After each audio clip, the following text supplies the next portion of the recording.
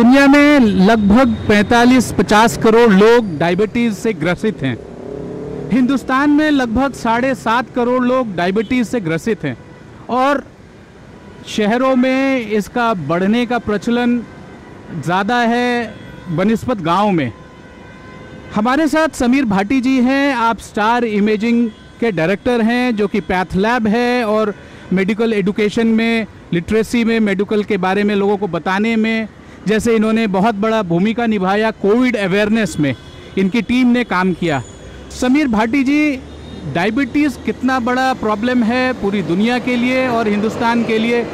5 से 10%, 7-8% तो ज़रूर इसकी मोर्टेलिटी रेट भी है, हिंदुस्तान में भी, पूरी दुनिया में भी। जी बिल्कुल, जिस तरह से आपने बताया, जो डेटा आपने बताया है कि 7.5 करोड़ से भी अधिक डेटा, ये डेटा तो वह है जो डायग्नोस्ड है। बहुत सारे लोग ऐसे हैं जो डायग्नोस्ड नहीं हैं। स्पेसिफिकली हम डायबिटीज़ की बात करें, और देखिए डायबिटीज़ से ज़्यादा अगर हम हिंदुस्तान की बात करें तो यहाँ 6 में से 1% प्री डायबिटिक है। मतलब उसको प्री डायबिटीज़ का मतलब क्या होता है? बॉर्डर लाइन डायबिटीज़, कि वो अगले कुछ टाइम के बाद डायबिटीज़ में कन्वर्ट होने वाला है। तो ये भी संख्या एक काफ़ी ज़्यादा भारी मात्रा में अवेलेबल है। अब इसके अंदर एक जो बात कर रहे हैं हम, क्यों डायबिटीज़ को इतना ज़्यादा हम इसके ऊपर बात किया जा रहा है। देखिए कोविड के समय में भी हमने देखा कि डायबिटीज़ को एक कोमॉर्बिड हम जिस तरह से मानते हैं काफ़ी ज़्यादा, और डायबिटीज़ काफ़ी बीमारियों की रूट कॉज है, जैसा कि वो हमारे बहुत सारे ऑर्गन्स के ऊपर इफ़ेक्ट डालता है। बहुत आप सबसे ज़्यादा अगर हम बात करें जो हमारे मेजर ऑर्गन्स हैं, जैसे आइज़ के ऊपर वो इफ़ेक्ट डालता है, किडनीज़ के ऊपर इफ़ेक्ट डालता है, हार्ट के ऊपर हमारा इफ़ेक्ट डालता है, हमारे नर्व्स के ऊपर इफ़ेक्ट डालता है। अभी अगर हमने कोविड के अंदर भी देखा, स्पेसिफिकली जो लोग डायबिटिक थे, अनकंट्रोल जिनको डायबिटीज़ थी, उनके अंदर कोविड के अंदर मोर्टेलिटी भी काफ़ी ज़्यादा देखी गई और पोस्ट कोविड भी उनको काफ़ी ज़्यादा कॉम्प्लिकेशंस देखे गए हैं। समीर जी, एक बात आपने कुछ दिन पहले भी बताई थी हमें और आज ये पुष्ट भी हो रहा है इंटरनेशनल न्यूज़ एजेंसी के द्वारा कि कोविड 1.5 साल से पूरी दुनिया को अपनी चपेट में ले लिया है पेंडेमिक की वजह से, और अब उसकी वजह से जो साइड इफ़ेक्ट हुए, जो एडिशनल प्रॉब्लम्स भी, एड्स और डायबिटीज़ और ट्यूबरकुलोसिस जैसे जो इलनेस, जो लॉन्ग टर्म इलनेस हैं, जो इलनेस जिनकी हम अनदेखी कर रहे थे क्योंकि हमें प्रायोरिटी हमारी उस वक्त कोविड थी, उनकी नंबर बढ़ रहे हैं और उनकी मोर्टेलिटी भी पूरी दुनिया में भी बढ़ रही है, हिंदुस्तान में भी बढ़ रही है। आपने एक और भी कहा कि जिनको पता ही नहीं है कि उनको डायबिटीज़ है या नहीं, वो भी बहुत सारे नंबर्स बढ़ रहे हैं, और उनका चेक एंड बैलेंस कैसे होगा? आपकी मैनेजमेंट क्या कहती है, मेडिकल हेल्थ केयर मैनेजमेंट? जी बिल्कुल, देखिए इस तरह से जो मैं बात कर रहा हूँ, जैसा अभी आपने भी बताया कि जो बाकी सारी बीमारियाँ थी कोविड के समय, उन सारी बीमारियों पे बहुत ज़्यादा ध्यान नहीं जा पाया। लोगों की भी बात करें स्पेसिफिकली, तो आप ये देखिए कोविड के अंदर बहुत सारे लोग तो ऐसे थे जिनको पता लगा कि उनको डायबिटीज़ है। हालांकि कोविड के अंदर भी डायबिटीज़ डेवलप हुई क्योंकि जो स्टेरॉयड वगैरह का इस्तेमाल किया जा रहा था, उनके वजह से भी शुगर लेवल्स बढ़े थे। बट उससे ज़्यादा प्रॉब्लम ये है कि कोविड के शुगर की वजह से जो कोविड के कॉम्प्लिकेशंस है वो भी काफ़ी ज़्यादा देखने को आए थे। अब इसके अंदर एक चीज़ जो मैंने अभी जिसके ऊपर आपका ध्यान खिंचवाया, एक तो जो अनडायग्नोस्ड केसेस हैं, एक जो प्री डायबिटिक वाले केसेस हैं। देखिए प्री डायबिटिक एक ऐसी कंडीशन है, बॉर्डर लाइन, जिसको हम आराम से रिवर्स कर सकते हैं, पर एक बार डायबिटीज़ होने के बाद उसको रिवर्स करना पॉसिबल नहीं होता है। अब प्री डायबिटिक की संख्या जो आपने डायबिटिक्स का डेटा बताया है उससे कहीं अधिक ज़्यादा है। जैसा हम बात कर रहे हैं कि प्रिवेंशन के ऊपर, जिस तरह से आपका ट्यूबरकुलोसिस का भी हमारा है कि प्रिवेंशन, ज़्यादातर हम किस पे सरकारें भी सब काम कर रही है कि जितना हम प्रिवेंशन के ऊपर काम करें, क्योंकि देखिए आप डिज़ीज़ के ऊपर, बीमारी के ऊपर जो एक खर्चा होता है वो एक अलग तरह का होता है, और जो प्रिवेंशन के ऊपर है वो खर्चा एक अलग तरह का होता है। प्रिवेंशन पे अगर हम खर्चा करें तो काफ़ी हद तक हमारा जो हेल्थ केयर बजट है, जो हेल्थ केयर के ऊपर हमारे एक्सपेंसेस है, वो बहुत हद तक मिनिमाइज़ हो सकते हैं। और जो प्री डायबिटिक का जिस तरह से मैं आपको बता रहा हूँ, ये बहुत सिंपल लाइफस्टाइल मॉडिफिकेशन करके आराम से इसको करेक्ट किया जा सकता है। ये बात बहुत इम्पोर्टेंट आपने बताई कि प्री डायबिटिक का नंबर ऑडिटेड नंबर नहीं है, ना सरकार के पास है, ना वर्ल्ड हेल्थ ऑर्गेनाइजेशन के पास है, लेकिन जो सोसाइटी में है, जो कंट्री में है, वो शायद ऑलमोस्ट उतना हो। यदि हम 7-7.5 करोड़ मानते हैं हिंदुस्तान में डायबिटिक लोग हैं, जो रजिस्टर्ड नंबर हैं, जो भारत सरकार के नंबर है, तो प्री डायबिटिक हम कहें कि इसका डबल भी हो सकता है और या उससे भी ज़्यादा हो सकता है। लेकिन ये है कि जो आपने बहुत इंपॉर्टेंट बात बताई कि इसका कंट्रोल, रोकथाम दो अलग अलग चीज़ है। कंट्रोल करना, जब आप बीमार हो गए, डायबिटिक आपको घोषित हो गया, तो एक अलग तरीके के लॉन्ग टर्म ट्रीटमेंट है, आपको प्रिकॉशन बहुत है। और यदि आप प्री डायबिटिक हैं, तो यदि आपको पास पता अभी आप इनिशियल स्टेज में हैं, तो आपको बहुत ज़्यादा उसमें सिर्फ लाइफस्टाइल चेंज करके आप कर सकते हैं। दोनों स्थिति में कैसे आदमी अपने आप को डायबिटिक के सिचुएशन से बाहर रखे, और हो गया तो कैसे उसमें अपना उपचार करें, थोड़ा सा उसके बारे में डिटेल में आप बता पाएँ दोनों कंडीशन में। जी बिल्कुल, देखिए जिस तरह से अभी हम बात कर रहे थे, हमारे जो यूथ के अंदर जो हार्ट अटैक वाली प्रॉब्लम है, इसी तरह से हमारे अंदर यूथ के अंदर भी जो डायबिटीज़ वगैरह है, ये भी सारी काफ़ी ज़्यादा बढ़ रही है। और इसके लिए सबसे ज़्यादा एक जो मैं मानता हूँ अच्छा बेस्ट टूल है, वो है प्रिवेंशन। और प्रिवेंशन के लिए आपको ये है कि समय रहते हुए अपने हेल्थ पैकेजेस कराते रहना चाहिए, आपको अपना टेस्ट कराते रहना चाहिए। प्री डायबिटिक का हम बता रहे, प्री डायबिटिक के लिए ज़्यादातर क्या होता है, जैसा हम भी देखते हैं प्रैक्टिकली, ज़्यादातर लोगों का एक इस तरह से एक कैटेगरी है जिनका माइंड सेट होता है कि नहीं हम सब ठीक है, हमें कोई प्रॉब्लम नहीं है, हमारा लाइफस्टाइल ठीक है, क्या टेस्ट कराने की ज़रूरत है, और वो उस तरह से नहीं कराते हैं। इसके अलावा एक कैटेगरी होती है कि अगर वो करा भी लेते हैं और उसके अंदर बताया जाता है कि आपको डायबिटीज़ होने की संभावना है, प्री डायबिटीज़ है, तो उसके ऊपर फिर वो एक्शन नहीं लेते हैं। और एक कैटेगरी ऐसा है कि उनको बता दिया जाता है कि आपको प्री डायबिटीज़ है, वो एक्शन लेते हैं और उनका रिवर्स हो जाता है। तो ये हमारे ऊपर बहुत ज़्यादा ज़रूरी है कि हम इस तरह का एक सर्विलेंस प्लान करें, जैसे हम बाकी चीज़ों के लिए बाकी और भी जो इलनेस के लिए हम जिस तरह से सर्विलेंस करते हैं, हमें डायबिटीज़ के लिए भी इस तरह से सर्विलेंस प्रोग्राम बनाने चाहिए। बट महत्वपूर्ण सबसे ज़्यादा इसमें है कि सर्विलेंस प्रोग्राम बनाने के बाद जितने लोग प्री डायबिटिक हैं, तो प्री डायबिटिक के बाद हमें उसके ऊपर फॉलोअप लेना बहुत ज़्यादा ज़रूरी है, ताकि प्री डायबिटिक्स को हम डायबिटीज़ में ना कन्वर्ट होने दें, क्योंकि ये आगे नहीं तो साइकिल इस तरह से बढ़ती रहेगी। और जैसे अनुमान लगाया जा रहा है कि जो अभी की संख्या है, इस संख्या से काफ़ी ज़्यादा संख्या बढ़ सकती है अगर इसी तरह की स्थिति रही, क्योंकि डायबिटीज़ एक लाइफस्टाइल डिजीज़ है। और ज़्यादातर जिस तरह से हम देख रहे हैं कि हमारा लाइफस्टाइल ज़्यादातर युवाओं का भी सबका किस तरह से चेंज होता जा रहा है। और जैसा अभी आपने गांव और शहरों की बात की, हालांकि गांव में भी अब वो ग्राफ बढ़ता जा रहा है, क्योंकि गांव में भी जो गांव के युवा हैं और सब लोग हैं, वो उसमें भी शहरीकरण होने लग गया है, वो भी शहरों की तरफ उनका भी लाइफस्टाइल होने लग गया है। तो कहीं ना कहीं हमारे लिए आगे बहुत ज़्यादा इस चीज़ को लेके अलार्मिंग सिचुएशन आने वाली है। और ज़्यादातर लोगों के पास ऐसे वार्निंग साइंस भी होते हैं, पर वो उसको इग्नोर करते रहते हैं। तो इसलिए सबसे ज़्यादा महत्वपूर्ण है कि पहले हम प्री डायबिटीज़ के ऊपर काम करें, प्रिवेंशन के ऊपर काम करें, क्योंकि ट्रीटमेंट के ऊपर जैसा मैंने आपको बताया कि डायबिटीज़ और भी काफ़ी सारी बीमारियों का रूट कॉज है। तो हमें समय रहते हुए हमारा जो प्री डायबिटिक वाला कैंपेन है, इसमें ज़्यादा से ज़्यादा हमें लोगों को जागरूक करना चाहिए, उनको समझाना चाहिए, उनको बताना चाहिए। लार्ज नंबर पे हमें इसकी स्क्रीनिंग करनी चाहिए, ताकि हम डायबिटीज़ के साथ साथ आप ये देखिए कि बहुत सारे लोग ऐसे हैं जिनको यही नहीं पता कि उनको हाइपरटेंशन है, हाई ब्लड प्रेशर है। तो ऐसी बहुत सारी चीज़ें हैं। तो ये जो लाइफस्टाइल डिजीज़ है, इसके लिए बहुत आसानी से स्क्रीनिंग हो सकती है। तो हमें स्क्रीनिंग एंड सर्विलेंस करना चाहिए, और उसके बाद हमें इसके ऊपर आगे फर्दर समय रहते हुए उनको हम किस तरह से मॉडिफाई, उनको लाइफस्टाइल मॉडिफिकेशन के बारे में बताना चाहिए। तो नॉलेज देनी उनको बहुत ज़्यादा ज़रूरी है। ये बात आपने सही कही कि सेंसिटाइज करना और सेंसिटिविटी बढ़ाना, सेंसिटाइज करना कि आप डायबिटीज़ क्या है, यदि आपको ऐसे कोई सिम्टम्स हैं तो आप उसका चेक कराएं। और सेंसिटिविटी बढ़ाने का मतलब है कि जब आपको हो गया, because it is a long term illness, because it is a lifestyle illness, और इसका बहुत लंबा उपचार है। बेसिकली है कि आपको प्रिवेंशन ज़्यादा है, प्रिकॉशन बहुत ज़्यादा लेनी है, तो आपको बहुत ज़्यादा सेंसिटिव रहना है कि हमें अपने इंसुलिन का जो एक बॉडी बनाती है या आपको एडिशनल आपको चाहिए, तो उसकी एक सही अनुपात हम बना के रखें। दो सवाल मैं आपसे ये पूछना चाहूँगा। एक तो ये कि डायबिटीज़ के टेस्ट कैसे हों, कैसे हम, क्या कितना टफ़ है या कितना आसान है इसका टेस्ट कराना, क्या प्रोसेस है हेल्थ केयर सिस्टम में जिससे कि हमें पता चले कि हमें डायबिटीज़ है, इसके सिम्टम्स क्या हैं उससे पहले, ताकि हम पहुँचें अपने टेस्ट क्लिनिक के लिए। और दूसरा, यदि हो जाए तो इसके लिए इंसुलिन के लिए हमें क्या करना चाहिए, कितना, आपने ये भी बताया कि बहुत सीवियर भी हो सकता है और इसके वाइटल बॉडी ऑर्गन भी फेल हो सकती है। तो this is a concern, big concern.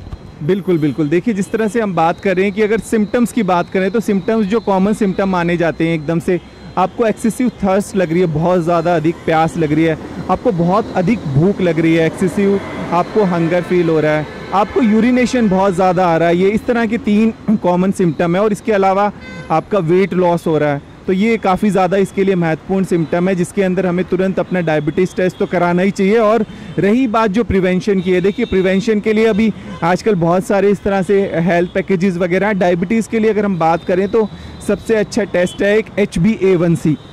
HbA1c आपको ये बता देता है, प्रिडिक्शन कर देता है कि आप प्री डायबिटिक मतलब आप बॉर्डर लाइन डायबिटिक है कि नहीं। उसके अंदर वैल्यू होती है, जैसे 5.7 से 6.2 तक अगर आप के बीच में है तो मतलब आप प्री डायबिटिक हैं, और उससे अधिक अगर आपकी बढ़ रही है तो आप डायबिटीज़ की तरफ बढ़ रहे हैं।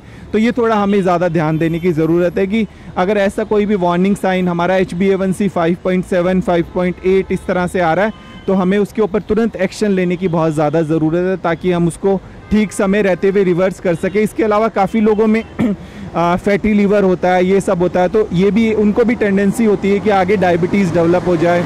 और ज़्यादातर देखा गया है कि हेरिडिटरी भी होता है, अगर जेनेटिक है आपके पेरेंट्स को है तो आपको थोड़ा समय रहते हुए उस टेस्ट अपना जो है टाइम से टेस्ट कराते रहना ज़रूरी है, और अपनी लाइफस्टाइल मॉडिफिकेशन करना बहुत ज़्यादा ज़रूरी है।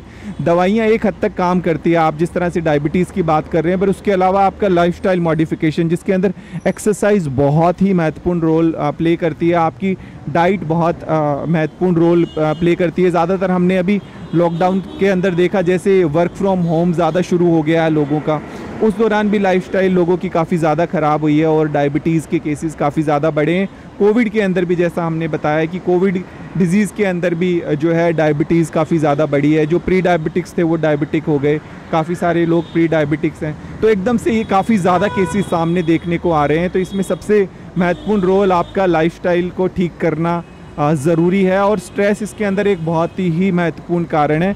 बहुत सारी चीज़ें करने के बाद भी, एक्सरसाइज, डाइट, आपका मेडिकेशन, बट अगर आपका स्ट्रेस मैनेजमेंट नहीं है तो वो भी कहीं ना कहीं आपके डायबिटीज़ को बढ़ाने का एक महत्वपूर्ण कारण। डायबिटीज़ वैसे ओवरऑल बॉडी के हर एक ऑर्गन को अफेक्ट करती है, पर जो सबसे ज़्यादा अफेक्ट करती है वो आपकी आइज़ को अफेक्ट करती है, आपकी किडनीज़ को अफेक्ट करती है, इसके अलावा आपको नर्व्स को इफ़ेक्ट करती है। तो ऐसी बहुत सारी चीज़ें हैं, हम देखते हैं पेशेंट्स की, फिर वो कॉम्प्लिकेशन लेकर आते हैं। तो इसलिए अगर डायबिटीज़ डायग्नोस भी हुई है तो आपको उसको कंट्रोल रखना है, आपको उसको रेगुलर मॉनिटर करना है, आपको समय रहते हुए अपनी दवाइयाँ लेनी है, अदरवाइज़ इसके कॉम्प्लिकेशंस काफ़ी ज़्यादा होते हैं। और कोई डायबिटीज़ के साथ अगर कोई और प्रॉब्लम भी, जैसे अगर आपको CAD है, हार्ट की प्रॉब्लम है, तो वो और ज़्यादा उसके कॉम्प्लिकेशन होने के चांसेस ज़्यादा रहते हैं। तो इस वजह से हमेशा ध्यान रखना है कि डायबिटीज़ को आपको अंडर कंट्रोल रखना है, जिसके अंदर आपको लाइफस्टाइल मॉडिफिकेशन के साथ साथ अपनी दवाइयों को भी ठीक तरीके से ध्यान रखना और रेगुलर उसका मॉनिटरिंग करना बहुत ज़्यादा ज़रूरी है।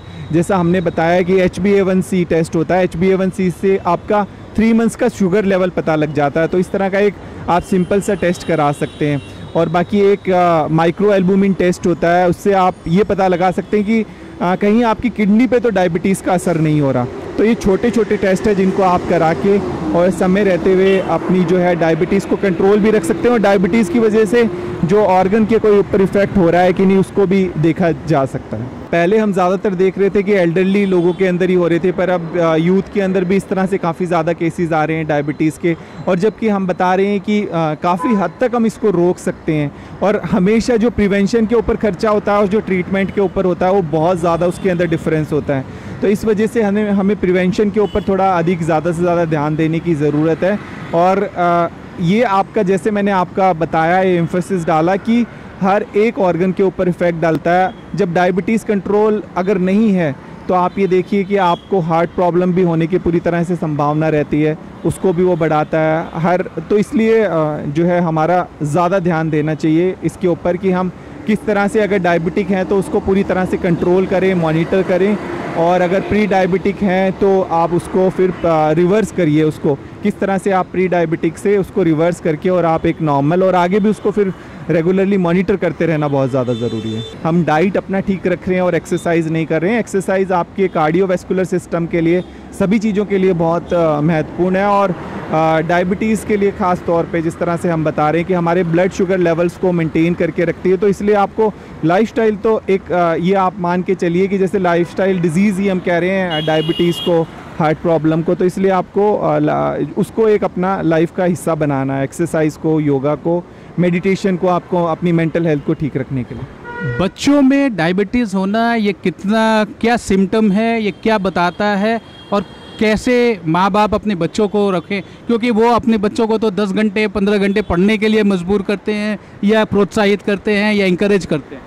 देखिए सब चीज़ के अंदर हम जैसा बात करते हैं कि एक बैलेंसिंग होना बहुत ज़्यादा ज़रूरी है। बच्चों के अंदर टाइप 1 डायबिटीज़ काफ़ी ज़्यादा देखी जाती है, वो ऑटो इम्यून होती है खैर, बट फिर भी बच्चों के अंदर भी आजकल सारी कोमॉर्बिड होना शुरू हो गए हैं। बच्चे भी ओबीज़ होना शुरू हो गए हैं क्योंकि वो घर ही बैठे रहते हैं। ख़ास तौर पे अभी लॉकडाउन के टाइम पे वो बाहर की एक्टिविटीज़ उनकी काफ़ी ज़्यादा कम हो गई है, तो बच्चों को भी बहुत ज़्यादा ज़रूरी है कि वो बाहर की एक्टिविटीज़ करें और उनकी भी डाइट के ऊपर कि अभी उनको लगता है कि बाहर से कुछ मंगाया, ऑर्डर किया, वो सब बिल्कुल गलत है उनके लिए। जो जंक फूड खाने की बच्चों को आदत हो गई है, कहीं ना कहीं वो भी एक काफ़ी बड़ा कारण बन रहा है बच्चों के अंदर ओबेसिटी, और ओबेसिटी के बाद फिर उनको बहुत ज़्यादा अर्ली उनको डायग्नोस्ट हो जाता है डायबिटीज़ और बाकी सब चीज़ें भी। शुगरी ड्रिंक लेना कितना नुकसान है या किस मॉडरेशन में लेना चाहिए? हर एक बॉडी के लिए ये अलग है, लेकिन शुगरी ड्रिंक हमारे डाइट में बहुत ज़्यादा है, शुगर कंटेंट बहुत ज़्यादा है। अच्छा, एक और मिथ है कि अमीर को डायबिटीज़ नहीं होता, गरीब को डायबिटीज़ नहीं होता, जो ज़्यादा मीठा खाते उनको होता है, ऐसा कुछ है क्या? देखिए ऐसा कुछ नहीं है कि मीठा खाने से आपको डायबिटीज़ होगा।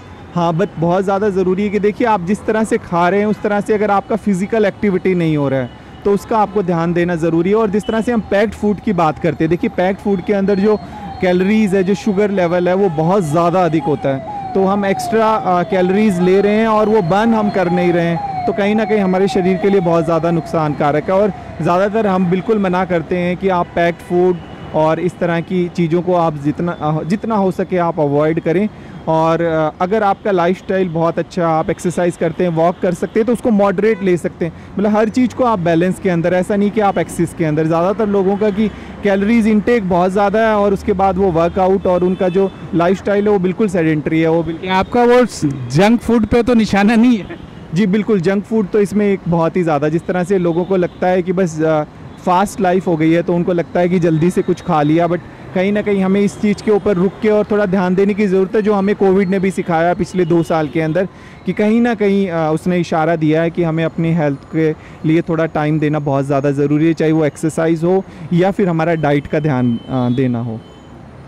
तो ये बहुत इम्पॉर्टेंट बात हमारी समीर जी से हुई। आप हेल्थ केयर मैनेजर हैं, हेल्थ केयर मैनेजमेंट एक्सपर्ट हैं, पूरे हिंदुस्तान में आपकी बात सुनी जाती है। डायबिटीज़ एक क्योरेबल डिजीज़ है, डायबिटिक एक लॉन्ग टर्म इलनेस है, डायबिटिक के लिए आपको प्रिकॉशन लेना बहुत ज़रूरी है। आपको प्री डायबिटिक आप हैं या आपको पता नहीं है, उसकी जांच कराने के लिए इन्होंने कुछ टेस्ट बोले, आप साल में एक बार हमेशा कराएं। यदि आप बॉर्डर लाइन पे हैं या आप डायबिटिक हैं तो उसके बाद आप 6 महीने में टेस्ट कराएं।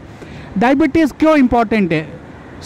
लगभग 50 करोड़ लोग पूरी दुनिया में डायबिटिक हैं और हिंदुस्तान में यदि हम कहें तो 7-8 करोड़ लोग डायबिटिक हैं, और 1 लाख 1.5 लाख लोग जो सालाना मरते हैं वो डायबिटीज़ की वजह से उनका देहांत होता है, उनका हेल्थ कॉम्प्लिकेशन होता है। समीर जी यहाँ पे ये भी बता रहे हैं कि यदि आपने डायबिटिक आपकी बढ़ गई और डायबिटीज़ आप पे आपने ध्यान नहीं दिया तो आपका मल्टी ऑर्गन फेलियर है, और जो कॉस्ट ऑफ इम्प्लीकेशन है that is अनक्योरेबल, that is unfathomable, क्योंकि आपका मल्टीपल ऑर्गन फेलियर भी हो सकता है और आप डायबिटिक होने की वजह से आपको बहुत सारा प्रॉब्लम हो सकता है। समीर भाटी जी का ये भी कहना है कि कोविड के दौरान जब पूरी दुनिया बंद थी, आपकी लाइफस्टाइल सीडेंट्री हो गई, और आप ये भी एक इम्पॉर्टेंट प्रॉब्लम था कि कोविड के दौरान हमारा एक प्रिकॉशन नहीं हो पाया, जो ट्रीटमेंट होनी चाहिए, जिस तरीके से इलनेस की हम पेंडेमिक पे ज़्यादा ध्यान दे रहे थे, कोविड के दौरान जो डायबिटिक की ट्रीटमेंट थी या हार्ट अटैक की ट्रीटमेंट थी या एड्स की ट्रीटमेंट थी या ट्यूबरकुलोसिस की ट्रीटमेंट थी,